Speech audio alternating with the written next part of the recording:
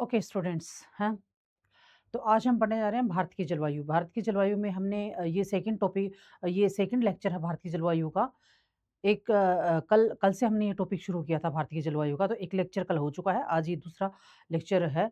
और भारत की जलवायु का इसके अंदर मैंने प्रीलिम्स और मेंस दोनों का मिक्स कर दिया है, मतलब पूरा कंटेंट मिक्स कर दिया प्रीलिम्स का और मेंस का, ताकि आपको एक ही जगह पढ़ना पड़े और ये प्रीलिम्स और मेंस का क्लियर हो जाए। मतलब अगर आप ये कंटेंट पढ़ लोगे, हाँ, तो उसमें प्रीलिम्स के क्वेश्चंस आएँगे, वो भी इसी में से आ जाएँगे और मेंस के भी आ जाएँगे, क्योंकि सिलेबस मैंने जॉइन किया हुआ है। ये आपको मैं हर लेक्चर में बताती हूँ, ताकि आपका डाउट क्लियर रहे, हैं। और आप जगह-जगह इधर-उधर ना कोशिश करें कंटेंट वगैरह लेने की या फिर लेक्चर लेने की। आप यहाँ पढ़ो तो आपको ऐसा लगे हाँ ठीक है, हमारा भारत का और विश्व का भूगोल तो एक ही जगह हो गया, प्रीलिम्स और मेंस का टेंशन खत्म। तो कल हमने ये इसमें जलवायु का पूरी जलवायु भारत की पूरी जलवायु का है ये, प्रीलिम्स का भी है और मेंस की भी पूरी जलवायु की विशेषताएँ और सारा सब कुछ है इसके अंदर। तो कल हमने आधा लेक्चर किया था, आधा टॉपिक क्लियर हो गया था, आधा रह गया था, क्योंकि कल मुझे थोड़ी जल्दी थी, कहीं जाना था, इसलिए है। तो आज हम आगे बढ़ेंगे। तो कल हमने जलवायु के अंदर क्या पढ़ा था कि जलवायु की डेफिनेशन पढ़ ली थी, और जो कोपेन ने जो जो भूगोलवेत्ता हैं, कोपेन, उन्होंने जो बताए थे कि हाँ, कौन-कौन सी भारत के अंदर कौन-कौन सी जलवायु पाई जाती है, कहाँ-कहाँ पाई जाती है। उन्होंने भारत की जलवायु को 9 भागों में बाँटा था, वो हमने पढ़ लिया था कल। मैं थोड़ा-सा मोटा-मोटा आपको रिवीज़न करा दे रही हूँ कल वाला, हैं। उसके बाद में हमने पढ़ा था कि क्या कहते हैं, सिद्धांत भारत की मानसून के सिद्धांत पढ़े थे, उसमें हमने 4 सिद्धांत पढ़े थे भारत की मानसून के। तापीय सिद्धांत पढ़ा था, और विषुवतीय पछुआ पवन का सिद्धांत पढ़ा था, और क्या कहते हैं वो जेट स्ट्रीम वाला पढ़ा था। ऐसे करके हमने 4 प्रकार इसके अंदर हमने पढ़े थे। क्या कहते हैं इसके, एक था एल नीनो और ला नीनो वाला मानसून का जो टाइप है, प्रकार है, वो पढ़ा था हमने। ऐसे करके हमने 4 प्रकार मानसून के पढ़े थे। उसके बाद में हम ये पढ़ लिया था। उसके बाद हम आ गए थे उसमें पश्चिमी विक्षोभ में। हाँ, पश्चिमी विक्षोभ का आज हमको पढ़ना था पूरा। तो अभी हम शुरुआत करते हैं, पश्चिमी विक्षोभ क्या है? तो पश्चिमी विक्षोभ क्या है? आज हम पढ़ेंगे ऋतुएँ कौन-सी होती हैं, और पश्चिमी विक्षोभ तथा मानसून की जो निवर्तन होता है, मतलब मानसून की जो वापसी होती है, उसको पढ़ेंगे आज हम, हैं। तो इसके अंदर हम देखने जा रहे हैं कि ये क्या है, एल नीनो, ला नीनो कल हमने पढ़ लिया था। तो ये मोटा-मोटा इसलिए बता रही हूँ मैं आपको, ताकि आपको रिकॉल हो जाए कि एल नीनो में क्या पढ़ा था, ला नीनो में क्या पढ़ा था। जो मानसून के 4 टाइप बताए थे, उन 4 टाइप्स में हमने क्या पढ़ा था, कोपेन का सिद्धांत था, उसके अंदर 9 टाइपों में हमने क्या-क्या पढ़ा था, वो डेफिनिशन क्या बताई थी। ये सारी चीज़ें आपको वापस रिकॉल हो जाएँ, इसलिए मैं आपको हर लेक्चर लेने से पहले, कोई भी लेक्चर लेती हूँ, उस लेक्चर को लेने से पहले कल वाला रिवीज़न कराती हूँ, ताकि आपको रिकॉल हो जाए माइंड के अंदर कि हाँ, कल हमने ये पढ़ा है, सुनने होके ना बैठो, हैं। और अगर नहीं याद हो तो उसे ये पता लग जाए कि हाँ, मैं कल क्लास में था लेकिन मुझे याद नहीं है, ये मेरा वीक पॉइंट है, मुझे याद क्यों नहीं, याद होना चाहिए मुझे।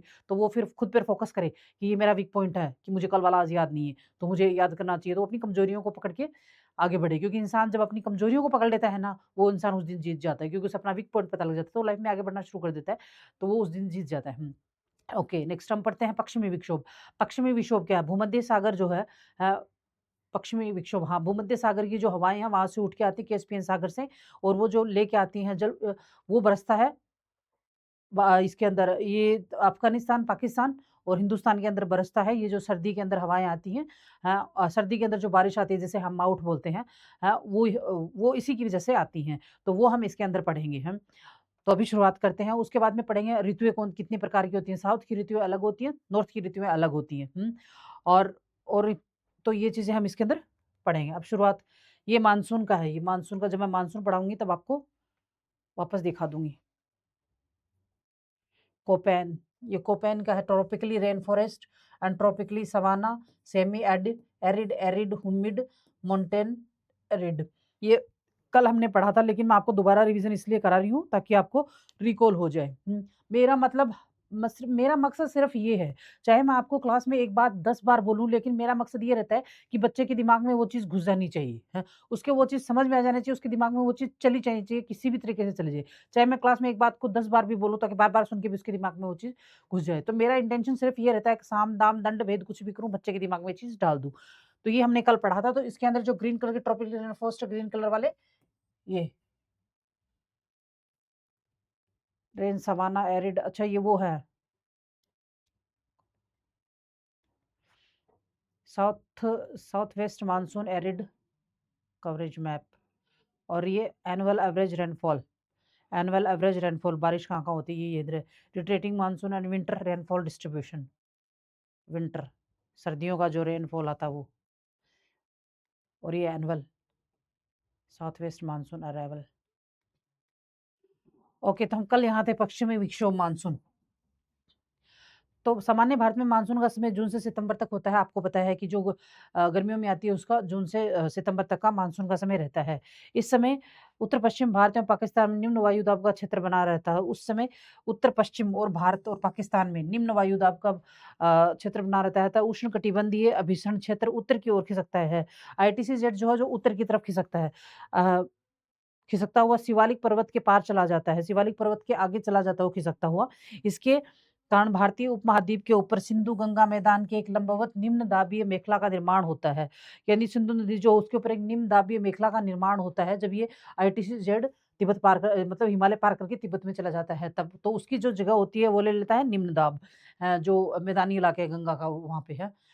नेक्स्ट है होता है जिसे मानसून गर्त कहते हैं। क्या कहते हैं? जिसे मानसून गर्त कहते हैं। इस निम्न दाब को भरने के लिए दक्षिणी गोलार्ध में चलने वाली दक्षिणी पूर्वी व्यापारिक पवनें विषुवत रेखा को पार कर पूर्व की ओर मुड़ जाती हैं। इस निम्न दाब को भरने के लिए दक्षिणी गोलार्ध में चलने वाले दक्षिण पूर्वी व्यापारी ये दक्षिण पूर्वी व्यापारिक पवनें जो हैं वो विषुवत रेखा को पार करके इसकी जगह ले लेती हैं। किसकी जगह ले लेती हैं? मुड़ जाती हैं और दक्षिण पश्चिम मानसून पवन का रूप ले लेती हैं। भारत में दक्षिण-पश्चिम मानसून की उत्पत्ति का संबंध उष्ण-पूर्वी जेट स्ट्रीम से किससे? उष्ण-पूर्वी जेट स्ट्रीम से। दक्षिण-पश्चिमी मानसून भारत में सर्वप्रथम अंडमान और निकोबार तट पर 25 मई को पहुंचता है। फिर 1 जून को चेन्नई और तिरुवनंतपुरम तक पहुंचता है।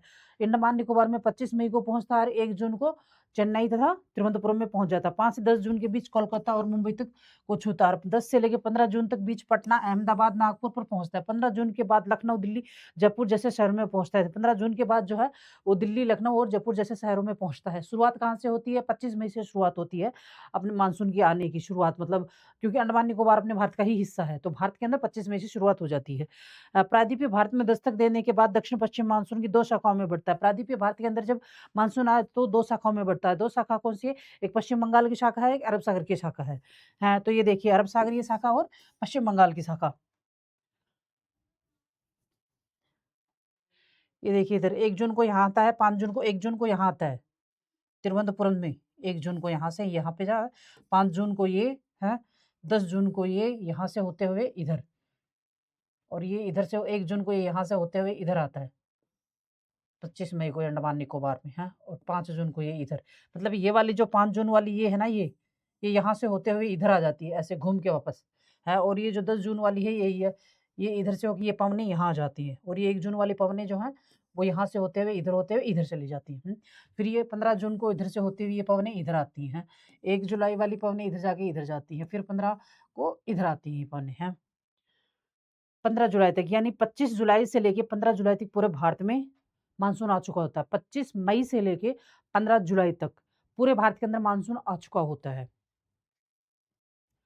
अरब सागर की मानसूनी पवनें यानी अरब सागर की जो मानसूनी पवनें हैं वह कहाँ-कहाँ बारिश कराती हैं भारत के अंदर, हैं? और किस वेग से कराती हैं, हैं? तो अरब सागर से उत्पन्न होने वाली मानसून पवनें आगे पुनः 3 शाखाओं में बढ़ जाती हैं। ये 3 शाखाओं में बढ़ती है अरब सागर वाली, हैं? और जो बंगाल की खाड़ी की जो मानसून पवनें हैं वो 2 शाखाओं में बढ़ती हैं।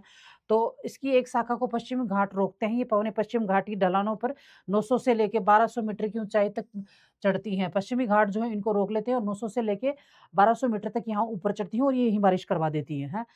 अब ये पवनें तत्काल ठंडी होकर सह्याद्री के पवनमुखी ढाल तथा पश्चिमी तटीय मैदान पर 250 से लेकर 400 सेंटीमीटर के बीच भारी वर्षा करती हैं।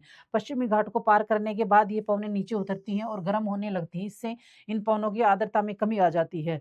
मतलब ये नीचे उतरती हैं और फिर गर्म होने लग जाती है क्योंकि बारिश तो ये बस सह्याद्री पर्वत में सह्याद्री पर्वत पे करवा चुकी हैं, तो फिर ये नीचे उतरती हैं और इन पवनों की आर्द्रता में कमी आ जाती है। परिणाम स्वरूप पश्चिमी घाट के पूर्व में इन पवनों के नाम मात्र की वर्षा का एक क्षेत्र वृष्टि छाया क्षेत्र कहलाता है।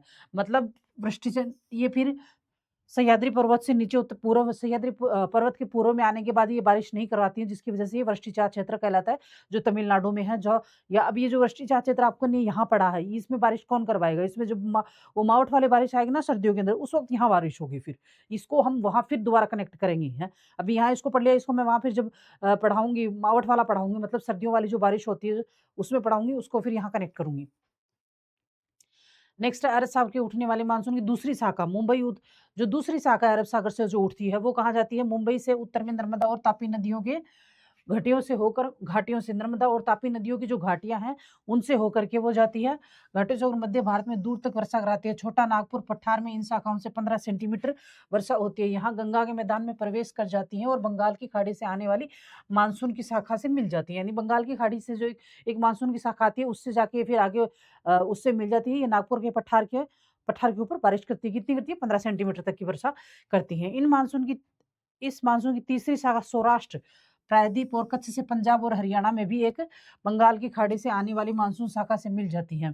मतलब इस तीसरी जो शाखा है वो कच्छ के जो प्रायद्वीपीय भारत की कच्छ और पंजाब और हरियाणा में बारिश करती है और फिर आगे जाके जो पश्चिम बंगाल की दूसरी शाखा आएगी उससे वो मिल जाएगी। कौन-सी शाखा? तीसरी शाखा।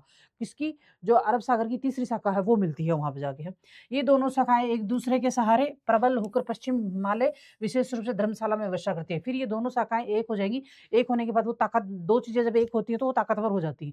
तो ये दोनों शाखाएँ एक हो जाएँगी। कौन-सी? एक शाखा तो है अरब सागर की और एक है पश्चिम बंगाल बंगाल की खाड़ी की। पश्चिम बंगाल नहीं, बंगाल कन्फ्यूज़न है। पश्चिम बंगाल, बांग्लादेश, बंगाल की खाड़ी सब कन्फ्यूज़न हो जाता है। तो हाँ, मैं ये बोल रही थी जो बंगाल की खाड़ी की एक शाखा है और एक है अरब सागर की, दोनों मिल जाएँगी तो मिक्स हो जाएँगी और ये मिक्स होकर फिर भारी बारिश करती हैं। कहाँ करती हैं? विशेष हिमालय के ऊपर जाके ये देखिए धर्मशाला होकर पश्चिमी हिमालय में धर्मशाला में भारी बारिश करती हैं। बंगाल की खाड़ी की मानसूनी पवनें, अब जो बंगाल की खाड़ी से जो मानसूनी पवनें उठती हैं, वो कहाँ-कहाँ बारिश कराती हैं, हैं? तो बंगाल की खाड़ी की मानसून पवनों की शाखा म्यांमार के तट पर तथा दक्षिण-पूर्वी बांग्लादेश के कुछ भागों से टकराती हैं, किंतु म्यांमार के तट पर स्थित अराकामा पहाड़ियाँ इस शाखा को एक बड़े हिस्से को भारतीय महाद्वीप की ओर विक्षेपित कर देती हैं। मतलब जो बंगाल की खाड़ी की जो शाखा मानसूनी बंगाल की खाड़ी की मानसून की पवनों की शाखा म्यांमार के तट पर दक्षिण-पूर्वी बांग्लादेश के कुछ भागों से टकराती है, किंतु म्यांमार तट के ऊपर जो अराकामा पहाड़ी है, उससे टकराती है और वो फिर वापस भारत की तरफ ही कर देती है उनको। पश्चिम दिशा की अपेक्षा फिर ये जाके दक्षिण और दक्षिण-पूर्वी दिशा में प्रवेश करता है। यहाँ से यह शाखा हिमालय पर्वत तथा भारत के उत्तर-पश्चिम में स्थित तापीय निम्न दाब के प्रभाव से 2 भागों में बँट जाती है।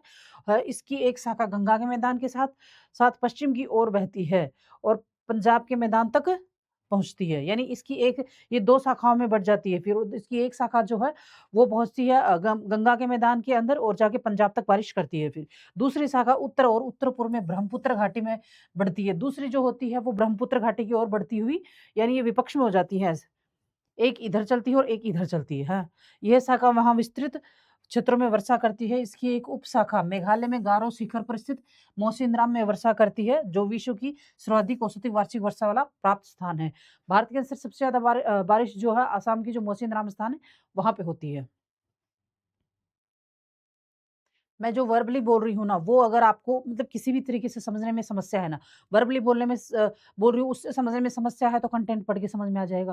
कंटेंट पढ़ के समझ में नहीं आता है तो मैपिंग देख के समझ में आ जाएगा, मैपिंग देख के समझ में नहीं आता है, तो फिर तीनों तरीके से किसी चीज़ से तो समझ में आएगा क्योंकि कंटेंट में मैं आपको साफ दिखा रही हूँ। तमिलनाडु तट वर्षा ऋतु में शुष्क क्यों रह जाता है? इसके 2 कारण बताइए।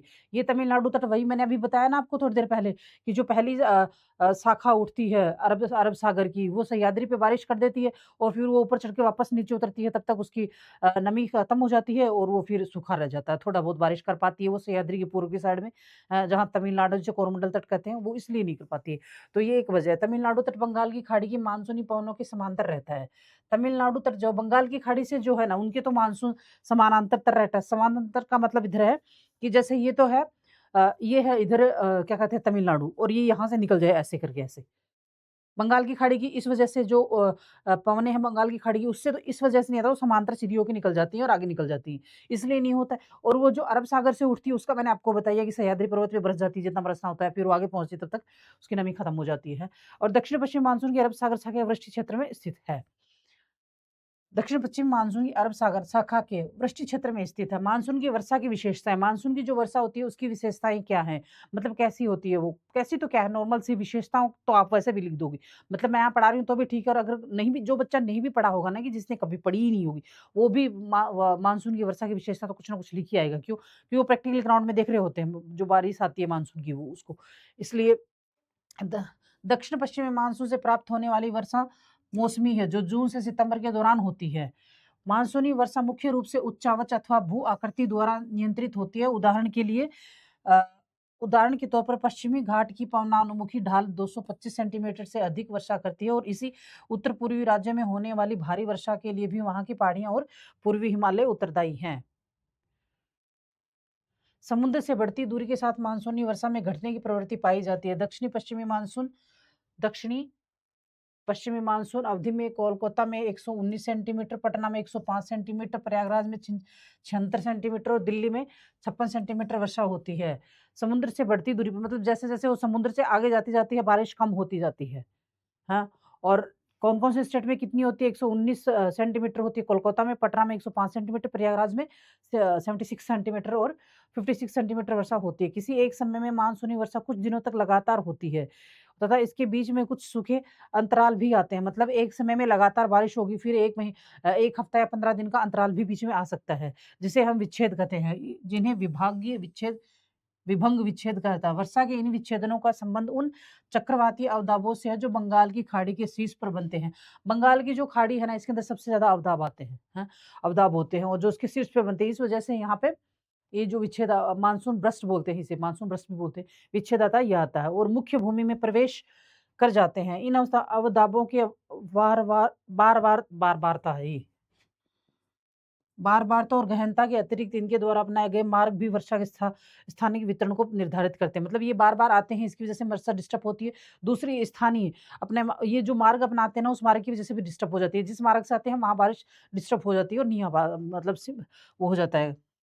ग्रीष्मकालीन वर्षा मूसलाधार होती है, जिससे बहुत सा पानी बह जाता है और मिट्टी का अपरदन होता है। कॉमन सेंस सी चीज़ है, तो वैसे भी तुम्हें आती होगी। भारत की कृषि प्रधान अर्थव्यवस्था मानसून का अत्यधिक महत्व है क्योंकि देश में होने वाली कुल वर्षा का 3/4 भाग दक्षिण पश्चिमी मानसून से प्राप्त होता है। मानसूनी वर्षा का स्थानीय विवरण भी असमान है, जो 12 सेंटीमीटर से 250 सेंटीमीटर तक होता है। मतलब अलग-अलग स्थानों पे स्थानीय वितरण का मतलब ये होता है कि अलग-अलग स्थानों पे अलग-अलग बारिश आती है। कहीं पे बहुत ज़्यादा होती है, कहीं पे बहुत कम होती है। फॉर एग्ज़ाम्पल मोसिनराम जो है, वहाँ सबसे ज़्यादा बारिश होती है, लेकिन पश्चिमी इलाका जो है राजस्थान का, वहाँ पे सबसे कम बारिश होती है। पश्चिमी इलाका राजस्थान का और कुछ हिस्सा उसमें गुजरात का भी आता है। तो वहाँ कम बारिश होती है और हरियाणा का भी कुछ हिस्सा आता है और कुछ हिस्सा पंजाब का भी आता है। लेकिन सबसे कम बारिश जो होती है, वो होती है राजस्थान के पश्चिमी भाग के अंदर। कई बार पूरे देश में या इसके एक भाग में वर्षा का आरंभ काफ़ी देर से होता है। मतलब कई बार ऐसा भी होता है कि किसी देश का कोई एक ऐसा हिस्सा होता है जहाँ बारिश बहुत लेट से आती है। हाँ? साथ ही कई बार वर्षा सामान्य समय से पहले समाप्त हो जाती है। इससे खरीफ फसलों को तो नुकसान पहुँचता ही है, शीतकालीन फसलों को बोने में भी कठिनाई होती है। सामान्य समय से समाप्त हो जाती है, मतलब जब जिस वक़्त उसको जाना चाहिए उससे पहले ही रुक जाती है। तो इसमें कोई कुछ नहीं कर सकता, वो डिपेंड करता है बारिश के ऊपर, मौसम के ऊपर, जलवायु के ऊपर और ऊपर वाले के ऊपर। उसमें कोई कुछ नहीं कर सकता। हम सब सिर्फ़ जो है क्लाइमेट में पढ़ सकते हैं। अब जल्दी आए, लेट आए उसके अंदर और वैज्ञानिक भी इसलिए बता रहे हैं क्योंकि वो उस चीज़ को देख पा रहे हैं कि हाँ, ठीक है बारिश इतनी तारीख से शुरू होगी, इतनी से तारीख से शुरू होगी, वो इसलिए बता रहे हैं क्योंकि वो देख पा रहे हैं। अगर उनको ऐसा लगेगा 2 महीने बाद बारिश शुरू हुई तो वो क्या कर लेंगे? वो भी वही बताएँगे जो उन्होंने जो खोज की और उनको जो दिखेगा, नज़र आएगा, वही बताएँगे वो भी। तो उसमें इंसान कुछ नहीं कर सकता बारिश आने या नहीं जाने में। उसमें मैं बोल रहा हूँ ना, जो ऊपर वाले ने जो सिचुएशन डाल रखी है, वो सिर्फ़ हम पढ़ सकते हैं और भोग सकते हैं। मानसून का निवर्तन, मानसून की वापसी है। तो सितंबर मानसून के पीछे हटने या लौट जाने के मानसून का निवर्तन कहा जाता है। पीछे हटने या लौट जाने मतलब खत्म हो जाने। सितंबर के आरंभ से उत्तर-पश्चिम भारत में मानसून पीछे हटने लगता है। सितंबर का जो आरंभ है, उत्तर-पश्चिम सबसे लास्ट में भी उत्तर-पश्चिम में ही जाती है बारिश और निवर्तन जो है वो भी भारत के क्या कहते हैं उत्तर-पश्चिम से ही शुरू होता है। ओके है और मध्य अक्टूबर तक यह दक्षिण भारत को छोड़ देती है। समस्त भारत से निवर्तन हो जाता है। लौटती हुई मानसून पवनें बंगाल की खाड़ी से जल का वाष्प ग्रहण कर उत्तर पूर्वी मानसून के रूप में तमिलनाडु में वर्षा करती हैं। जल का वाष्प ग्रहण कर, जल का जो वाष्प उसको ग्रहण करके तमिलनाडु में बारिश करती है, जो रह जाता है जहाँ पे। मानसून की निवर्तन की ऋतु अक्टूबर एवं नवंबर का महीना ग्रीष्म ऋतु वर्षा ऋतु से शीत ऋतु में परिवर्तन का काल होता है। मतलब अक्टूबर और नवंबर वो महीने हैं जब वर्षा ऋतु से शीत ऋतु का मौसम आता है। वर्षा ऋतु खत्म हो चुकी है और वही होता है निवर्तन का मौसम, जिसे मानसून का निवर्तन की ऋतु या मानसून की वापसी कहा जाता है। सितंबर में अंत में सूर्य के दक्षिणायन होने की स्थिति में गंगा के मैदान पर स्थित निम्न वायुदाब की द्रोणियां भी दक्षिण की ओर खिसकना प्रारंभ हो जाती है। निम्न वायुदाब की जो द्रोणी है वो भी गंगा के दक्षिण में शिफ्ट होनी शुरू हो जाती है। कहाँ से? सितंबर के लास्ट से। इससे दक्षिणी पश्चिमी मानसून कमजोर पड़ने लगता है और अक्टूबर नवंबर के दौरान दक्षिण की और सूर्य की आभासी गति के कारण मानसून गर्त का निम्न दाब वाला गर्त उत्तरी मैदानों के ऊपरी स्थिर हो जाता है। मतलब सूर्य की दिशा चेंज होने की वजह से भी ये चीज़ होते हैं। निम्न दाब दाब गर्त और उत्तरी मैदानों के ऊपरी स्थिर हो जाता है। धीरे-धीरे उच्च दाब प्रणाली इसका स्थान ले लेती है और दक्षिण पश्चिमी मानसून स्थिर हो जाता था। धीरे-धीरे पीछे की ओर हटने लगता है। अक्टूबर के प्रारंभ में मानसूनी पवनें उत्तर के मैदान में हट जाती हैं। ये देखो, 1 सितंबर से यहाँ से निकला, 15 सितंबर को यहाँ से निकला, सबसे लास्ट में भी यहीं पहुँचा है और सबसे पहले ख़त्म भी यहीं से हो रहा है, निकलना भी शुरू। फिर 1 अक्टूबर से यहाँ, 15 अक्टूबर, 1 नवंबर, 15 नवंबर, 1 दिसंबर, 15 दिसंबर। दक्षिण-पश्चिमी मानसून के निवर्तन का सामान्य तिथियाँ। अक्टूबर उष्मा, अक्टूबर में सूर्य के दक्षिणायन होने की सूर्य ताप की मात्रा घटती है। ये तो सभी को पता है कि अगर दक्षिणायन होगा तो सूरज जिधर सीधा गिरता है, सीधा जिधर किरणें जाएँगी उधर ज़्यादा ताप होता है। तो जब उत्तरायण में होता है तो हम लोग उत्तर में हैं, उत्तरी गोलार्ध के अंदर हैं, तो उत्तर के अंदर सीधी किरणें गिरेंगी तो हमारे अभी अभी उत्तरी गोलार्ध में चल रहा है इसलिए हमें गर्मी फ़ील हो रही है। लेकिन जैसे सर्दी आएगी ना, दक्षिण गोलार्ध में चला जाएगा तो हमें ठंड लगेगी इधर और अभी दक्षिण गोलार्ध में ठंड पड़ रही है। मतलब कहने का ये ऑस्ट्रेलिया जो है ना, ऑस्ट्रेलिया में अभी ठंड होगी और हमारे यहाँ गर्मी है। तो दक्षिणी गोला ओके नाउ अक्टूबर में सूर्य के दक्षिणायन होने से सूर्य ताप की मात्रा घटती है परंतु धरातल में अवशोष उष्मा दीर्घतरीय विकिरण के रूप में दीर्घ तरंगीय विकिरण के रूप में निस्पंदन होती है। मतलब धरातल के अंदर जो ऊष्मा होती है ना वो सर्दियों में भी निकलती ही रहती है जिस वजह से वो निस्पंदन होती है रिलीज यानी निकलती रहती है। यह विकिरण संपर्क में आने वाली वायु को गर्म कर देते हैं यानी इसके संपर्क में जो वायु आती है उसको ये गर्म कर देते हैं जो धरातल से ऊष्मा निकलती है उसको। इसलिए वायु में भी आर्द्रता की मात्रा बढ़ जाती है और जिसमें दम घोटूपन उत्पन्न होता है, उमस सी उत्पन्न होती है ना अपन बोलते हैं उमस हो रही है, वो इसी वज़ह से होती है। ये यही चीज़ कहना चाह रहा है कि दम घोटूपन यानी उमस होती है जो पृथ्वी से जो ऊष्मा निकलती है ना, उसकी वज़ह से ये चीज़ हमें फ़ील होती है। अक्टूबर के उत्तरार्ध में विशेष कर उत्तर भारत में तापमान तेज़ी से गिरने लगता है। तापमान में यह गिरावट उत्तरी भारत में विशेष तौर पर देखी जाती है। मानसून निवर्तन की ऋतु में उत्तरी भारत में शुष्क मौसम होता है, जबकि प्रायद्वीप के पूर्वी भागों में वर्षा होती है। उत्तरी भारत में जब मानसून लौटने लगता है, तो प्रारंभ में तापमान में थोड़ी-सी वृद्धि होने लगती है। मानसून के लौटने के साथ-साथ उत्तर-पश्चिम में विस्तृत निम्न दाब का क्षेत्र बंगाल की खाड़ी की ओर बढ़ने लगता है। इस समय आकाश स्वच्छ हो जाता है। अक्टूबर से दिसंबर माह के मध्य दक्षिण भारत में उत्तर पूर्वी मानसून का मौसम रहता है जो मुख्य रूप से आंध्र प्रदेश और तमिलनाडु में सक्रिय रहता है। यह तमिलनाडु में मुख्य वर्षा वाली अवधि होती है। मानसून की वापसी अपेक्षाकृत एक क्रमिक प्रक्रिया है जो सितंबर के पहले सप्ताह में पश्चिमी राजस्थान में मानसून के लौटने के साथ प्रारंभ होती है। इस महीने के अंत तक मानसून राजस्थान, गुजरात, पश्चिमी गंगा मैदान और मध्यवर्ती की उच्चभूमि से लौट चुका होता है। अक्टूबर के प्रारंभ में बंगाल की खाड़ी के उत्तरी भागों में स्थित नवंबर के शुरू में यह कर्नाटक और तमिलनाडु से बढ़ जाता है। ये सेम वही चीज़ बताई गई जो मैंने अभी आपको पीछे मैपिंग में समझाई है ना कि कौन-सी तारीख को कौन-कौन से स्टेट से कौन-कौन सी जगह से मानसून निवर्त हो जाता है। दिसंबर के मध्य तक निम्न वायु दाब का केंद्र प्रायद्वीप से पूरी तरह से हट चुका होता है। उच्च वायु दाब एवं आर्द्रता वाली अवस्था के कारण दिन का मौसम असहनीय हो जाता है और इसे सामान्य क्वार की उमस या कार्तिक मास की उमस के नाम से जाना जाता है। उत्तरी मैदान में वर्षा की मात्रा सामान्य पूर्व से पश्चिम की ओर घटती जाती है। नवंबर के प्रारंभ में उत्तर पश्चिमी भारत के ऊपर दाब वाली अवस्था बंगाल की खाड़ी की स्थानीय हो जाती है। यह सतांतरण चक्रवातीय निम्न दाब से संबंधित होती है जो कि अंडमान सागर के ऊपर उत्पन्न होती है। ये चक्रवात सामान्य भारत के पूर्वी तट को पार करते हैं जिनके कारण व्यापक क्षेत्र में भारी वर्षा होती है। ये उष्णकटिबंधीय चक्रवात प्राय विनाशकारी होते हैं। गोदावरी, कृष्णा और कावेरी नदियों के संघन आबादी वाले डेल्टा प्रदेशों में अक्सर चक्रवात आते हैं। इसके कारण बड़े पैमाने पर जान एवं ये चक्रवात हम लोग चक्रवात में भी पढ़ेंगे। हाँ, प्रति चक्रवात और चक्रवात कैसे आते हैं। हाँ? जिसके कारण बड़े पैमाने पर जान एवं माल की क्षति होती है। कभी-कभी ये चक्रवात उड़ीसा, पश्चिम बंगाल और बांग्लादेश ये ज़्यादा करके बंगाल की खाड़ी में आते हैं चक्रवात, हैं। तो जो बंगाल की खाड़ी से टच जो स्टेट हैं वो प्रभावित से होते हैं। तटीय क्षेत्रों में भी पहुँच जाते हैं। कोरोमंडल तट पर अधिकांश वर्षा इन्हीं चक्रवाती अवदाबों से होती है। कुछ चक्रवाती तूफान पश्चिमी बंगाल, बांग्लादेश और म्यांमार के तट में भी टकराते हैं। ऐसे चक्रवाती तूफान अरब सागर में कम उठते हैं। देखो मैंने आपको बताया ना कि पश्चिम बंगाल का जो तटीय हिस्सा वहाँ ज़्यादा आता है। अरब सागर यानी पूर्वी तट के पास इतने नहीं आते। लौटती हुई मानसून पवनें बंगाल की खाड़ी में जल वाष्प ग्रहण कर उत्तर पूर्वी मानसून के रूप में तमिलनाडु में वर्षा करते हैं। ये दूसरी बार आ रहा है, इससे पहले भी आया था और मैंने ये आपको अभी जस्ट 5 मिनट पहले पढ़ाया है। तो यहाँ अक्टूबर और नवंबर वर्षा के सबसे अधिक वर्षा वाले महीने होते हैं। अक्टूबर और नवंबर जो है वो वापसी की जो वर्षा होती है, वो सबसे ज़्यादा यहीं पर बरसती है, निवर्तन वर्षा जो होती है। मानसून और भारत का आर्थिक जीवन, मानसून जो है वो भारत के आर्थिक जीवन को कैसे प्रभावित करता है? तो मानसून के ऊपर जैसा कि हमारे भारत के अंदर खेती को मानसून का जुआ कहा जाता है। मतलब अगर बारिश बरसेगी तो खेती अच्छी होगी तो किसान खुश होगा क्योंकि उसकी आर्थिक स्थिति अच्छी होगी, देश में सबको पास अनाज होगा, खाने के लिए होगा और पानी की जो पूर्ति है वो भी उसी से होगी। नदियाँ जो है वो अब प्रायद्वीपीय भारत की तो जो नदियाँ हैं वो अधिकतर हैं ही मानसून पर डिपेंड है। तो पानी की पूर्ति के लिए भी चाहिए क्यों और फिर पानी की पूर्ति के लिए बिजली की पूर्ति के लिए भी चाहिए क्योंकि जो जल विद्युत परियोजनाएँ हैं वो भी पानी से ही बनती है तो उसके लिए भी चाहिए। और मिट्टी के उपजाऊपन के लिए भी चाहिए क्योंकि आप पानी चाहे कुओं से कितनी भी खेती कर लो लेकिन जो बारिश का पानी होता है ना उससे ज़्यादा फसल उपजाऊ होती है। तो मिट्टी के उपजाऊपन के लिए भी चाहिए। ओके, मानसून वह धुरी है जिस पर समस्त भारत का जीवन चक्र घूमता है क्योंकि भारत की लगभग 65% आबादी भरण-पोषण के लिए कृषि पर निर्भर है जो मुख्यतः दक्षिण-पश्चिमी मानसून पर आधारित है।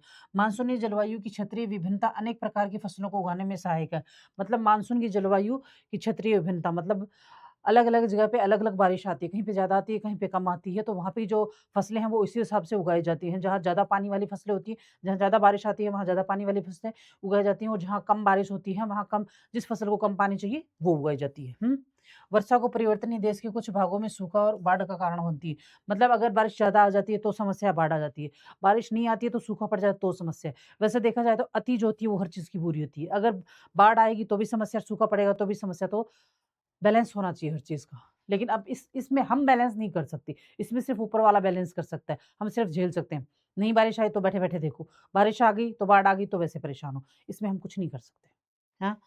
भारत में कृषि की समृद्धि वर्षा को सही समय पर आने तथा पर्याप्त विवरण पर निर्भर करती है। यदि वर्षा नहीं होती तो कृषि पर इसका वितरित प्रभाव पड़ता है, विशेष रूप से उन क्षेत्रों में जहाँ सिंचाई के साधन विकसित नहीं है। जहाँ पर सिंचाई के साधन विकसित नहीं है, वहाँ पे ज़्यादा वो प्रभाव वो जो क्षेत्र होता है वो ज़्यादा इफ़ेक्ट होता है क्योंकि वो सिंचाई नहीं कर पाते हैं, अगर बारिश टाइम पे नहीं आती है तो। हम इसमें सिर्फ़ अगर बारिश ज़्यादा आती है तो हम ये कर सकते हैं कि हम कुंड वगैरह बना के रख लें या फिर तालाब वगैरह बनाएँ ताकि उस पानी को कलेक्ट कर लें और बाढ़ को थोड़ा कम किया जा सके। और अगर बारिश नहीं आती है तो उसको उस पानी को यूज़ कर सकें, हम सिर्फ़ इतना कर सकते हैं। ना तो हम कोई सहयोग बारिश के ज़्यादा आने में कर सकते हैं, ना हम कम आने में कर सकते हैं, क्योंकि वो सारा काम ऊपर वाले के हाथ का होता है। मानसून का अचानक प्रस्फोट देश के व्यापक क्षेत्रों में मृदा अपरदन की समस्या को उत्पन्न करता है, यानी अचानक बहुत ज़्यादा बारिश आती है, तो मृदा जो उसके साथ बह के चली जाती है। क्योंकि अगर पेड़ कम होंगे, तो पेड़ की जड़ें कम होंगी, तो फिर मिट्टी को पकड़ के कौन रखेगा? उसके लिए पेड़ होनी चाहिए ताकि मिट्टी को पकड़ के रखे। तो बारिश के बहाव में पानी बहेगा, पानी के बहाव के साथ मिट्टी भी जाएगी, जिससे होगा मिट्टी का अपरदन। उत्तर भारत में शीतोष्ण कटिबंधीय चक्रवातों के द्वारा होने वाले शीतकालीन वर्षा रबी को फसलों के लिए अत्यंत लाभकारी सिद्ध होती है। भारतीय जलवायु की क्षेत्रीय विभिन्नता भोजन, वस्त्र और आवासों की विभिन्नता में परिलक्षित होती है। सॉरी। मानसून विच्छेद क्या होता है? मानसून ब्रेक मतलब मैंने आपको अभी थोड़ी देर पहले बताया था ना कि मानसून अ, बरसते-बरसते पर कभी 5 दिन कभी हफ्ते भर का, कभी 15 दिन का ब्रेक आ जाता है बीच में और वो फिर 15 दिन के बाद में वापस शुरू हो जाता है बरसना। दक्षिण-पश्चिमी मानसून काल में एक बार कुछ दिनों तक वर्षा होने के बाद यदि 1, 2 या कई सप्ताह तक वर्षा न हो तो इसे मानसून विच्छेद अथवा वर्षा में विराम कहा जाता है। इस प्रकार इसमें आर्द्र एवं शुष्क दोनों तरह के अंतराल होते हैं। इसमें दोनों तरह के आर्द्र भी होते हैं और शुष्क दोनों तरह के अंतराल होते हैं। दूसरे शब्दों में मानसून वर्षा एक समय से कुछ दिनों तक ही होती है। इसमें वर्षा रहित अंतराल भी होते हैं, वर्षा रहित भी होते हैं। मानसून में आने वाले इस विराम के कारण मानसून का गर्त व अक्ष उत्तर या दक्षिण की ओर खिसकता रहता है, जिसके कारण वर्षा का स्थानीय वितरण निर्धारित होता है। जब मानसून के गर्त का अक्ष मैदान के ऊपर होता है, तब इन भागों में वर्षा अच्छी होती है और दूसरी ओर जब अक्ष हिमालय के समीप चला जाता है, तब मैदानों में लंबे समय तक शुष्क अवस्था रहती है तथा हिमालय की नदियों के पर्वतीय जलग्रहण क्षेत्रों में विस्तृत वर्षा होती है। भारी वर्षा के कारण मैदानी क्षेत्रों में विनाशकारी बाढ़ें आती हैं। मतलब एक तो हिमालय की जो नदियाँ हैं ना अगर हिमालय में ज़्यादा बारिश होती है, तो एक तो हिमालय की नदियों में हिमालय की बर्फ़ जो उसका पानी ऊपर से ये पानी तो बाढ़ आएगी फिर, उनकी नदियों में ज़्यादा बाढ़ आ जाती है फिर। उष्णकटिबंधीय निम्न दाब की तीव्रता एवं आवृत्ति की मानसूनी वर्षा की मात्रा एवं समय को निर्धारित करती है। यह निम्न दाब का क्षेत्र बंगाल की खाड़ी के ऊपर बनता है तथा मुख्य स्थलीय भाग को पार कर जाता है। यह गर्त निम्न दाब के मानसूनी गर्त के अक्ष के अनुसार होता है। मानसून को इसकी अनिश्चितता के लिए जाना जाता है। शुष्क एवं आर्द्र स्थिति की तीव्रता, आवृत्ति एवं समय में भिन्नता होती है। इसके कारण यदि एक भाग में बाढ़ आती है तो दूसरे भाग में सूखा पड़ता है। इसका आगमन एवं वापसी प्राय अव्यवस्थित होता है। इसलिए यह कभी-कभी देश के किसानों के कृषि कार्यों को अव्यवस्थित कर देती है। फिर है विभिन्न क्षेत्रों में मानसून विच्छेद के कारण। अलग-अलग क्षेत्रों में अलग-अलग मानसून विच्छेद के कारण क्या है? किन कारणों में अलग-अलग क्षेत्रों में अलग-अलग मानसून विच्छेद होता है? तो उत्तरी भारत में विशाल मैदान में मानसून का विच्छेद उष्णकटिबंधीय चक्रवातों की संख्या कम हो जाने से और उष्णकटिबंधीय भीषण क्षेत्र की स्थिति में बदलाव आने से। यानी उष्णकटिबंधीय चक्रवातों की संख्या कम हो जाने से उत्तरी मैदानों में और फिर उष्णकटिबंधीय भीषण क्षेत्र की स्थिति में बदलाव आने के कारण उत्तरी मैदानों में मानसून विच्छेद होता है। पश्चिमी तट पर मानसून विच्छेद तब होता है जब आर्द्र पवनें तट के समानांतर बहती हैं। पश्चिमी जो तट है उसमें तब आता है जब आर्द्र पवनें जो है वो उसके समानांतर बहती हैं पश्चिमी तट के, तब आता है मानसून विच्छेद। राजस्थान में मानसून विच्छेद तब होता है जब वायुमंडल में निम्न स्तर पर तापमान की विलोमता वर्षा कराने वाली आर्द्र पवनों को ऊपर उठाने से रोकती है। कब? राजस्थान की जो मानसून विच्छेद तब होता है जब निम्न स्तर पर तापमान की विलोमता वर्षा कराने वाली आर्द्र पवनों के ऊपर उठाने से रोकती है। ऋतुएँ, अब हम पढ़ेंगे ऋतुएँ। कितने ऋतुएँ कितने प्रकार की होती हैं? ऋतुएँ उत्तर भारत की ऋतुएँ अलग हैं और दक्षिण भारत की ऋतुएँ अलग हैं। उत्तर भारत में उत्तर भारत के हिसाब से गिनी जाती हैं और क्या कहते हैं वो दक्षिण भारत में भारत के हिसाब से ऋतुएँ गिनी जाती हैं। तो उत्तर भारत के हिसाब से देखी जाए तो ऋतुएँ हैं उत्तर भारत में 6 ऋतुएँ हैं। लेकिन दक्षिण भारत में ऐसा नहीं है। दक्षिण भारत की ऋतुएँ अलग हैं। वो लो वहाँ के जो लोग हैं वो अपने हिसाब से ऋतुओं को गिनते हैं और हम जो उत्तर भारत के लोग हैं, हम ऋतुओं को अलग हिसाब से गिनते हैं। और आखिर ऋतुएँ होती क्या हैं? अब इसमें हम पढ़ते हैं ऋतुएँ होती क्या हैं और ऋतुएँ कितने प्रकार की होती हैं और कौन-सी ऋतु में क्या होता है, कौन से मौसम के अंदर। तो ऋतु मानसून जलवायु की विशेषता एवं विशिष्ट मौसमी प्रतिरूप होता है। मानसूनी जो जलवायु है, भारत की मानसूनी जलवायु की विशेषता एक विशिष्ट मौसमी प्रतिरूप होता है। मतलब एक विशिष्ट मौसम का जो प्रतिरूप होता है, उसको हम बोलते हैं कि 2 महीने तक अगर ऐसा मौसम रहेगा, तो ऐसा ही मौसम रहेगा। उसको हम ऋतु बोलते हैं। तो इस विशिष्ट मौसमी प्रतिरूप को ऋतु कहा जाता है। एक ऋतु से दूसरी ऋतु में मौसम की अवस्था में बहुत अधिक परिवर्तन होता है, विशेषकर देश के आंतरिक भागों में। मतलब एक ऋतु से जब दूसरी ऋतु बदलती है, तो उसके परिवर्तन उसमें बहुत अधिक परिवर्तन होता है और विशेषकर भारत के जो आंतरिक हिस्से हैं ना, वहाँ पर ये परिवर्तन अधिक मात्रा में परिलक्षित होते हैं। तटीय क्षेत्रों के तापमान में बहुत अधिक भिन्नता होती है। जो तटीय क्षेत्र होते हैं, उनके तापमान में अधिक भिन्नता होती है। यद्यपि यहाँ वर्षा के प्रारूप में भिन्नता अवश्य होती है, प्रारूप में भिन्नता अवश्य होती है। नेक्स्ट, ऋतुओं के प्रकार। भारतीय परंपरा के अनुसार एक वर्ष को द्विमासिक 6 ऋतुओं में बाँटा गया है। जैसे मैंने अभी आपको बताया कि उत्तरी भारत में 6 ऋतु हैं, दक्षिण भारत की अलग हैं, जो हम आगे पढ़ेंगे। 6 ऋतु मतलब ऋतु, बसंत ऋतु, ग्रीष्म ऋतु, वर्षा ऋतु, शरद ऋतु, हेमंत और शिशिर। तो महीने चैत्र और ये हिंदी के महीने हैं, ये इंग्लिश के महीने हैं। तो हिंदी का जो बसंत बसंत बोलते हैं चैत्र और वैशाख, मार्च और अप्रैल को, हैं? और ग्रीष्म बोलते हैं ज्येष्ठ और आषाढ़, मई और जून को। वर्षा बोलते हैं श्रावण और भादवा, जुलाई और अगस्त को। शारद बोलते हैं अश्विनी और कार्तिक, सितंबर और अक्टूबर को। हेमंत बोलते हैं मार्गशीर्ष, पौष और नवंबर दिसंबर को। शिशिर बोलते हैं माघ फाल्गुन और जनवरी फरवरी को। उत्तर और मध्य भारत में लोगों द्वारा अपनाए जाने वाले इस ऋतु चक्र का आधार उनका अपना अनुभव और मौसम के घटक का प्राचीन काल से चला आ रहा है। मतलब उनका जो अपना अनुभव है उत्तर भारत के और दक्षिण भारत के लोगों को, और जो प्राचीन जो परंपराएं चलती आ रही उसके हिसाब से लोग अपनी परंपराओं को मानते हैं। वैसे पूरे भारत में 6 मानते हैं, लेकिन जो उत्तरी भारत वाले लोगों ने अलग बना रखी हैं और दक्षिण भारत के लोगों ने अलग बना रखी है। ऋतुओं की उपयुक्त व्यवस्था दक्षिण भारत की ऋतुओं में से मेल नहीं खाती, यहाँ ऋतुओं में थोड़ी भिन्नता पाई जाती है। देखो, ये भी मैंने आपको बताया अभी। मौसम वैज्ञानिक वर्ष को 4 ऋतुओं में बाँटते हैं। मौसम के जो वैज्ञानिक हैं मौसम के, वो ऋतुओं को 4 प्रकार में बाँटते हैं। वो 4 प्रकार कौन से हैं? तो शीत ऋतु 15 दिसंबर से लेके 15 मार्च तक, ग्रीष्म ऋतु 16 मार्च से 15 जून तक, तथा कुछ क्षेत्रीय विविधता के साथ मानसून का आगमन दक्षिण पश्चिमी मानसून का या वर्षा 16 जून से लेकर 15 सितंबर की ऋतु तक। मानसून की वापसी, मानसून का निवर्तन की शरद ऋतु 16 सितंबर से 14 दिसंबर। ये तिथियां बस सामान्य सीमा रेखा को तय करती हैं। मानसून पवनों के आगमन एवं प्रत्यारोपण में होने वाले विलंब को पर्याप्त रूप से प्रभावित करती हैं। मतलब ये जो तिथियाँ हैं ये सामान्य रूप की हैं, बाकी थोड़ा आगे-पीछे हो सकता है कि एग्ज़ैक्ट नहीं बता सकते। समताप ऋतु आमतौर पर उत्तर भारत में शीत ऋतु नवंबर के मध्य में प्रारंभ होती है। भारत के उत्तरी भाग में दिसंबर और जनवरी सर्वाधिक ठंडे महीने होते हैं। इस समय उत्तरी भारत का अधिकांश भागों में औसत दैनिक तापमान 21 सेल्सियस से कम होता है। उत्तरी भारत में ज़्यादा ठंडी पड़ती है, बस बजाय कि दक्षिण भारत के। दक्षिण भारत में इतनी ठंड नहीं पड़ती है। उत्तर भारत में गर्मी ज़्यादा और सर्दियों में सर्दी ज़्यादा। रात्रि का तापमान काफ़ी कम हो जाता है, जो पंजाब और राजस्थान में हिमांक 0 सेल्सियस से भी नीचे चला जाता है। शीत ऋतु में उत्तरी भारत में अधिक ठंड पड़ने के मुख्य रूप से 3 कारण हैं। पंजाब और हरियाणा, राजस्थान जैसे राज्य समुद्र के समकारी प्रभाव से दूर स्थित होने के कारण महाद्वीपीय जलवायु का अनुभव करते हैं। महाद्वीपीय जलवायु का अनुभव करते हैं क्योंकि समुद्र से दूर होते हैं। दूसरा रीज़न, निकटवर्ती हिमालय की श्रेणी से हिमपात के कारण शीतलहर की स्थिति उत्पन्न होती है। मतलब हिमालय के ही ये स्टेट नज़दीक है, इस वजह से। और फरवरी के आसपास कैस्पियन सागर और तुर्कमेनिस्तान से ठंडी पवनें उत्तरी भारत में शीत लहर ले आती है, जिसे देश में उत्तरी पश्चिमी भागों में पाला और कोहरा कहते हैं। मतलब फरवरी के आसपास कैस्पियन सागर तुर्कमेनिस्तान जो स्थान है, वो ठंडी पवनें अपने उत्तर भारत में लहर ले आती हैं, जिससे देश के उत्तरी पश्चिम भागों में पाला और प्रायद्वीपीय भारत में कोई निश्चित शीत ऋतु नहीं होती है। तटीय भागों में भी समुद्र के समकारी प्रभाव तथा भूमध्य रेखा की निकटता के कारण ऋतु के अनुसार तापमान में वितरण प्रतिरूप में शायद ही कोई बदलाव आता है। उदाहरण के तिरुवनंतपुरम में जनवरी के मध्य अधिकतम तापमान 31 सेल्सियस रहता है। मतलब समुद्र जो दक्षिण भारत है, समुद्र के नजदीक होने के कारण वहाँ के तापमान में ना तो गर्मी में कोई इतना फर्क पड़ता है और ना सर्दी में कोई फर्क पड़ता है इतना ज्यादा। जबकि जून में 29.5 सेल्सियस पाया जाता है। पश्चिमी घाट की पहाड़ियों पर तापमान अपेक्षाकृत कम पाया जाता है। तापमान दक्षिण से उत्तर की ओर बढ़ने पर घटता जाता है।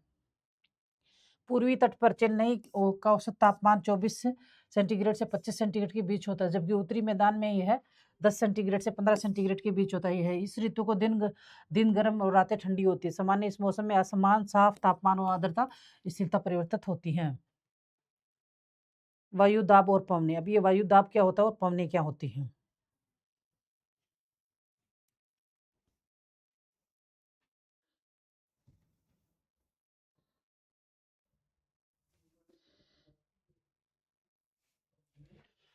अब हम इसमें देखेंगे वायु दाब। वायु दाब किसे कहते हैं और पवनें क्या हैं?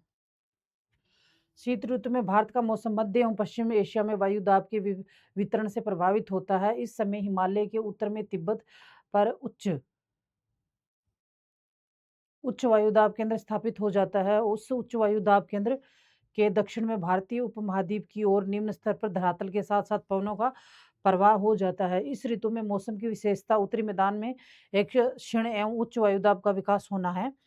मध्य एशिया के उच्च वायुदाब केंद्र से बाहर की ओर चलने वाली धरातलीय पवनें भारत में शुष्क महाद्वीपीय पवनों के रूप में पहुंचती हैं। ये महाद्वीपीय पवनें उत्तरी पश्चिमी भारत में व्यापारिक पवनों के संपर्क में आती हैं, लेकिन इस संपर्क क्षेत्र की स्थिति स्थायी नहीं है। कई बार तो इसकी स्थिति खिसक कर पूर्व में मध्य गंगा घाटी के ऊपर पहुंच जाती है। परिणाम स्वरूप मध्य गंगा घाटी एक संपूर्ण उत्तर पश्चिमी तथा उत्तरी भारत इन शुष्क उत्तर पश्चिमी पवनों के प्रभाव में आ जाता है। गंगा घाटी में इसकी दिशा पश्चिम की ओर और पश्चिम होती है। गंगा ब्रह्मपुत्र डेल्टा में इनकी दिशा उत्तरी हो जाती है। भू आकृति के प्रभाव में मुक्त इन पवनों की दिशा बंगाल की खाड़ी में स्पष्ट तौर पर उत्तर पूर्व की ओर होती है।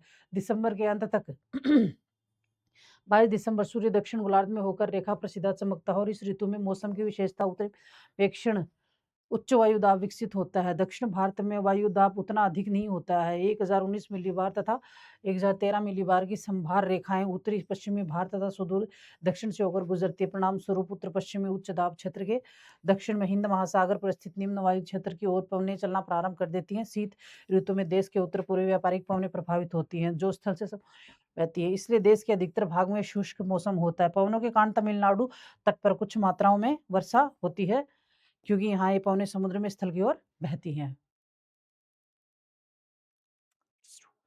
शीतकालीन मानसूनी पवनें का स्थल से समुद्र की ओर चलने के कारण शीत ऋतु में अधिकांश भारत की वर्षा नहीं होती है, क्योंकि इन पवनों में नमी बहुत कम होती है। स्थल पर घर्षण के कारण इन पवनों का तापमान बढ़ जाता है। शीतकाल में वर्षा, जिसे राजस्थान में मावठ कहता है, की कुल मात्रा कम होती है, लेकिन ये रबी फसलों के लिए बहुत ही महत्वपूर्ण है। प्रायद्वीपीय भारत में शीत ऋतु स्पष्ट नहीं होती। समुद्री पवने प्रभाव के कारण शीत ऋतु में तापमान के प्रारूप में न के बराबर परिवर्तन होता है। सर्दियों में भारत का मौसम सुहाना होता है, फिर भी यह सुहाने मौसम कभी-कभी हल्के चक्रवातीय दबाव से बाधित होता रहता है। पश्चिमी चक्रवातीय विक्षोभ कहे जाने वाले ये चक्रवात पूर्वी महासागर पर उत्पन्न होते हैं और पूर्वी की ओर चलते हुए पश्चिमी एशिया और अफगानिस्तान, ईरान और पाकिस्तान को पार करके भारत में उत्तर पश्चिमी पहुंचते हैं और उत्तर में कैस्पियन सागर तथा दक्षिण ईरान खाड़ी से गुजरते इस चक्रवातों में आर्द्रता में वृद्धि हो जाती है।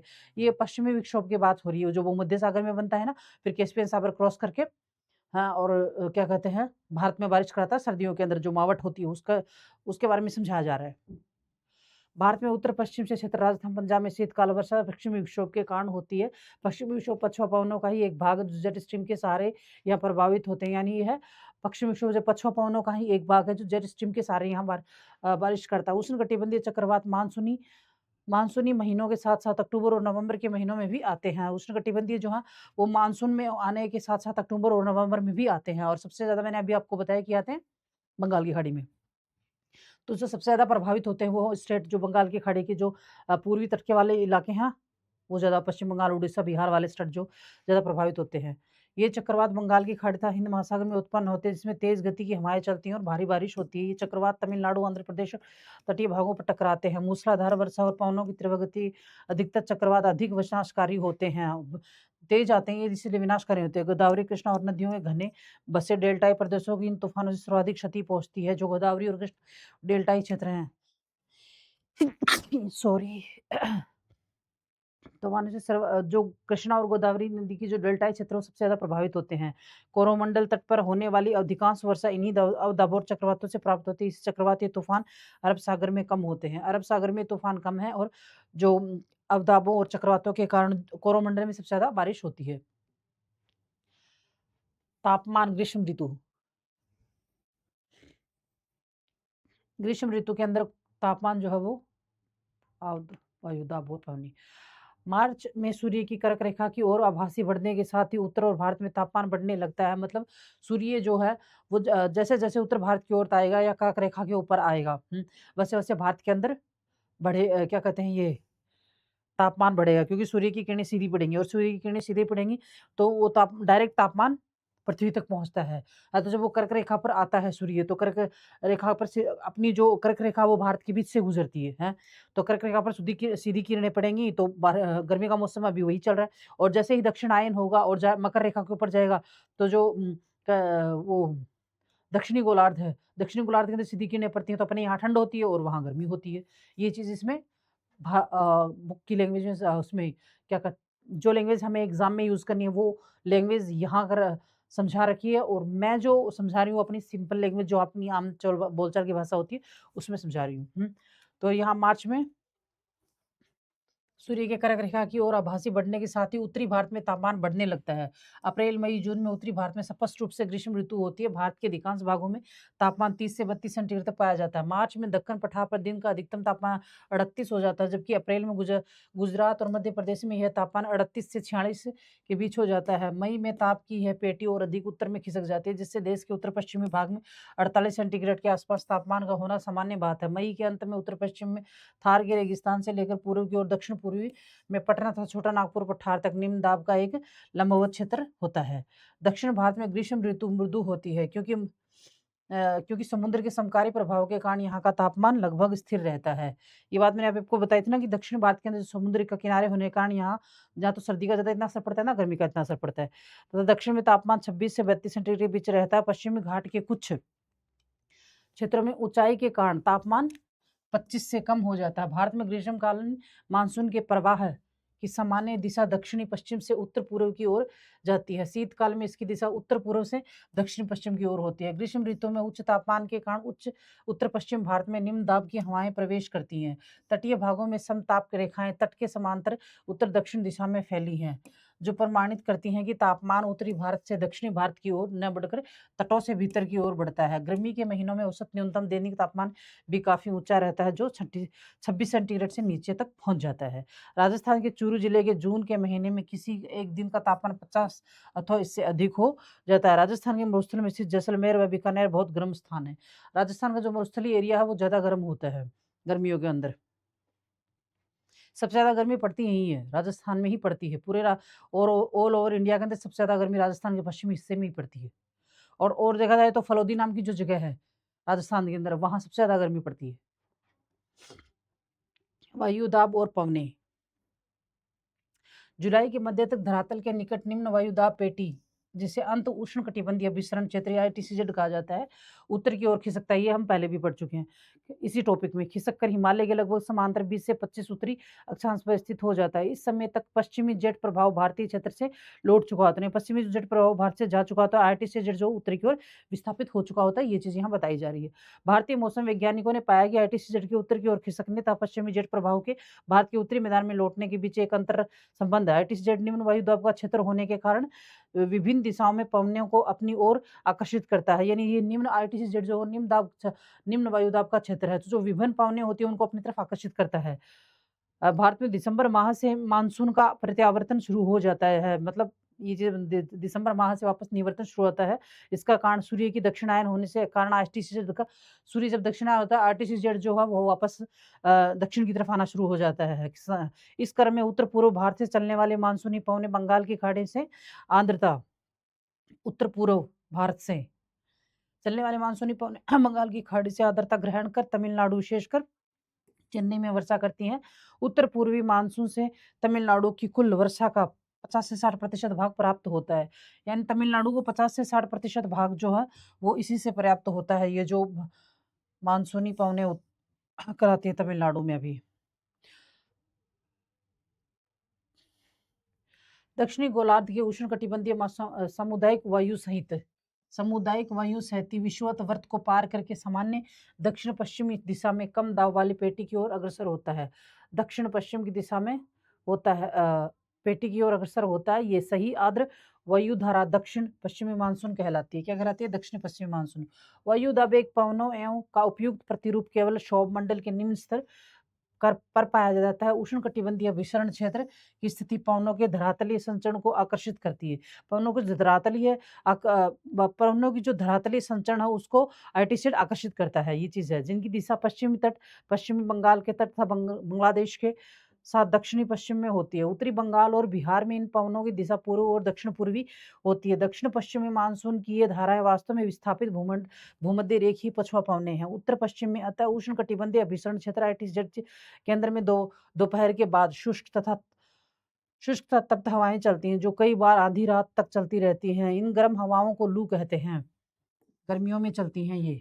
मई में शाम के समय पंजाब, हरियाणा और राजस्थान, उत्तर प्रदेश में धूल भरी आंधियों का चलना एक, अभी जो चल रहा है ये, अभी खूब आंधियां आई हैं, चलना एक आम बात ही है। अस्थायी तूफान पीड़ादायक गर्मी को कुछ राहत दिलाते हैं, क्योंकि ये अपने साथ हल्की बारिश और शीतल हवाएं लाते हैं। इस मौसम में वैशाख के महीने में कभी-कभी तीव्र हवाओं के साथ गरज वाली मूसलाधार वर्षा भी होती है। इसके साथ-साथ हिमवृष्टि भी होती है। इसलिए पश्चिम बंगाल में इसे काल वैसाखी कहा जाता है। हिमवर्षा यानी ओले पड़ते हैं। वैसी वाली हिमवर्षा नहीं होती जैसे श्रीनगर के अंदर होती है, इतने बड़े-बड़े डगले के डगले पड़ते हैं, वो नहीं होती, ओले पड़ते हैं यहाँ पे। हाँ। गर्मी का मौसम शुरू होने पर जब सूर्य उत्तरायण स्थिति में आता है, तो उप महाद्वीप के निम्न तथा उच्च दोनों ही स्तरों पर वायु परिसंचरण में उत्क्रमण हो जाता है। शुष्क एवं वायु संहिताओं के अचानक संपर्क से स्थानीय स्तर पर तेज तूफानें पैदा होते हैं। इन स्थानीय तो तेज हवाएं, मूसलाधार वर्षा और यहाँ तक कि ओले भी होते हैं। जून में प्रायद्वीपीय दक्षिण भाग पर पूर्वी जेट प्रवाह 90 किलोमीटर प्रति घंटा की गति से चलता है। पूर्वी जेट प्रवाह द्वारा भारतीय उपमहाद्वीप में लाए गए उष्णकटिबंधीय चक्रवात वर्षा के वितरण में महत्वपूर्ण भूमिका निभाते हैं। इन चक्रवातों के मार्ग में आने वाले भाग भारत में सर्वाधिक वर्षा वाले भाग हैं। ग्रीष्म ऋतु में आने वाले कुछ प्रसिद्ध स्थानीय तूफान। मतलब ग्रीष्म ऋतु में कौन कौन से तूफान है जो सबसे ज्यादा आते हैं? तूफान ही समझ लो। हाँ, कर्नाटक एवं केरल में ग्रीष्म ऋतु में खत्म होते होते मानसून पूर्व होने वाली वर्षा फुहारे कहलाती हैं। क्या कहलाती हैं? फुहारे कहलाती हैं। कर्नाटक और केरल के अंदर है। स्थानीय तौर पर इस तूफानी वर्षा को आम्र वर्षा कहा जाता है। क्या? आम्र वर्षा, क्योंकि ये आम की फसलों के लिए काफी लाभदायक होती है। आम्र वर्षा आम की फसलों के लिए काफ़ी लाभदायक होती है। दोनों को कनेक्ट कर लेना याद नहीं होता है तो, हाँ। यह वर्षा बंगाल की खाड़ी से उत्पन्न तूफानों के फलस्वरूप अप्रैल माह में होती है। इस वर्षा के आम के बोर पेड़ से टूट कर गिरते हैं तथा आम की फसल अच्छी होती है तथा आम पकना शुरू हो जाते हैं इसके बाद में। फूलों वाली बौछारी इस वर्षा से केरल और निकटवर्ती कहवा उत्पादन क्षेत्रों में कहवा के फूल खिलने लगते हैं। कहवा के फूल किसके लिए होते हैं? कॉफ़ी बनती है इनसे, जिसे हम कॉफ़ी पीते हैं। काल वैशाखी ये असम और पश्चिम बंगाल वैशाख के महीने में शाम को चलने वाली विनाशकारी वर्षायुक्त पवनें हैं। जो असम और पश्चिम बंगाल में वैशाख के महीने में चलने वाली पवनें हैं जो विनाशकारी होती हैं। इनकी व्याख्यात प्रकृति का अंदाज इनके स्थानीय नाम काल वैशाखी यानी काल वैशाखी के नाम से ये अंदाजा लगा सकते हैं कितनी डेंजर है ये। इसका अर्थ है वैशाख के महीने में आने वाली तबाही चाय, पटसन और चावल के लिए अच्छी मानी जाती है। पवनें अच्छी मानी जाती है। लू होते हैं, अभी हमने लू के बारे में पढ़ा ना थोड़ी देर पहले। लू पंजाब, हरियाणा और राजस्थान के अंदर आती हैं, हैं। ये गर्म पवनें होती हैं। यह उत्तरी मैदान में पंजाब से बिहार तक चलने वाली शुष्क और पीड़ादायक पवनें हैं। पंजाब से चलनी शुरू होती हैं और बिहार तक जाती हैं सीधी समानांतर में, हैं। और ये गर्म होती हैं, पीड़ादायक पवनें होती हैं। दिल्ली और पटना के बीच इनकी तीव्रता अधिक होती है। पटना और दिल्ली में इनकी तीव्रता अधिक होती है। वर्षा का वितरण का मतलब ये है कि वर्षा का वितरण कौन सी जगह पे कितनी-कितनी वर्षा होती है, सबसे ज़्यादा वर्षा कहाँ होती है और सबसे कम वर्षा कहाँ होती है, कौन-सा क्षेत्र जहाँ सबसे ज़्यादा वर्षा होती है और किस समय में होती है वर्षा का वितरण का इसे कहते हैं भारत में औसतन वार्षिक वर्षा 125 सेंटीमीटर होती है, यानी 125 सेंटीमीटर औसतन वार्षिक वर्षा होती है। इसके क्षेत्रीय विभिन्नताएँ पाई जाती है। क्षेत्रीय विभिन्नता का मतलब होता है क्षेत्र के हिसाब से अलग-अलग बारिश होती है। अधिक वर्षा वाले क्षेत्र पश्चिमी घाट, उत्तर-पूर्वी एवं उप-हिमालयी क्षेत्र तथा मेघालय पहाड़ियों पर अधिक वर्षा होती है। यहाँ वर्षा 200 सेंटीमीटर से अधिक होती है। खासी और जयंतियों की पहाड़ियों के कुछ भागों में 1000 सेंटीमीटर खासी और जयंती असम में है, अधिक है। ब्रह्मपुत्र घाटी तथा निकटवर्ती पहाड़ियाँ 200 सेंटीमीटर अधिक कम वर्षा 200 सेंटीमीटर से भी कम वर्षा होती है। अब मध्यम वर्षा कहाँ होती है? ये अधिक वर्षा क्षेत्र है। ऐसे पढ़ लेना इसको। हाँ, और ये मध्यम वर्षा क्षेत्र है।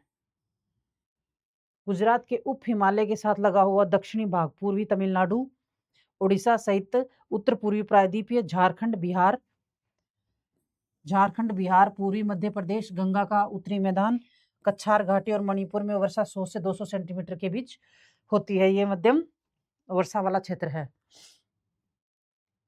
फिर है न्यून वर्षा के क्षेत्र। सबसे कम वर्षा पश्चिमी उत्तर प्रदेश, दिल्ली, हरियाणा, पंजाब, जम्मू कश्मीर, पूर्वी राजस्थान, गुजरात तथा दक्कन के पठार पर वर्षा 50 से 100 सेंटीमीटर के बीच होती है। कहाँ से कितनी होती है? 50 से 100 सेंटीमीटर के बीच होती है।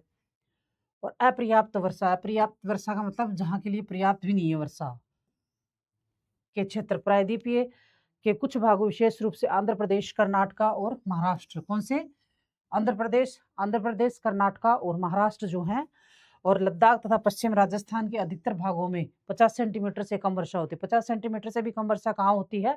आंध्र प्रदेश, कर्नाटका, महाराष्ट्र, लद्दाख और राजस्थान के कुछ क्षेत्रों में 50 सेंटीमीटर से भी कम वर्षा होती है, जो कि बिल्कुल भी पर्याप्त नहीं है। एक्चुअली में अपन इसको सूखा भी कह सकते हैं। ओके स्टूडेंट्स, तो ये टॉपिक जो था जलवायु ये यहीं खत्म होता है। और अगर आपको कुछ नहीं समझ में आता है, एक क्लास कर ली थी इसकी, एक क्लास मैंने आज ली है, तो ये 2 क्लास में खत्म हो गया है, हैं? तो जो अगर पिछली वाली क्लास किसी स्टूडेंट्स ने नहीं ली है तो वो ले सकता है। और दूसरी क्लास ये थी। अगर कुछ नहीं समझ में आता है तो आप कमेंट बॉक्स में पूछ सकते हो। मैं या तो आपको हर बार बोलती हूँ, हर क्लास में बोलती हूँ कि या तो आपको कमेंट बॉक्स में जवाब दूँगी या फिर यहाँ शॉर्ट वीडियो बना के अपलोड कर दूँगी। दूसरी बात यह है डेली का डेली पढ़ो, टॉपिक वाइज़ पढ़ो ताकि क्लियर हो जाए, हैं? तो जितना टॉपिक मैं कराती जा रही हूँ उतना पढ़िए। तीसरी बात आपकी ये है कि मैं ये सिलेबस में भी आपका करा रही हूँ टॉपिक वाइज़, लेकिन ये जब कंप्लीट हो जाएगा पूरा, मतलब पूरा सिलेबस टॉपिक वाइज़ कंप्लीट हो जाएगा, उसके बाद में मैं कराऊँगी क्वेश्चंस, हैं? पहले भी बता चुकी हूँ और क्वेश्चंस होने के बाद में लूँगी मैराथन क्लास, हैं? पूरी मैराथन क्लास लूँगी पूरे सिलेबस की, हैं? चाहे उसमें कितना भी टाइम लगे।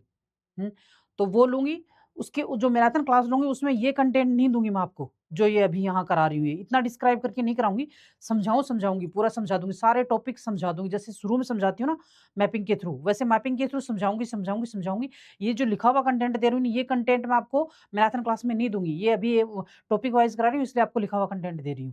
क्योंकि अपन जब प्रैक्टिकली क्लास के अंदर पढ़ाते हैं ना कोचिंग के अंदर जाके, तो वहाँ वर्बली बोल-बोल के लिखा दिया जाता है, लेकिन अभी ऑनलाइन क्लास में हम वर्बली बोल के तो नहीं लिखा सकते ना, इसलिए हमको ये पीपीटी बना के ये कंटेंट देना होता है आपको, ताकि आपको कहीं कोई प्रॉब्लम ना हो। और आप में टेलीग्राम पे मुझे कांटेक्ट कर सकते हो, मैं वहाँ पे इसकी पीपीटी और पीडीएफ बना के सेंड कर दूँगी। टेलीग्राम पे मेरे नंबर हैं 95 71 29 78 16।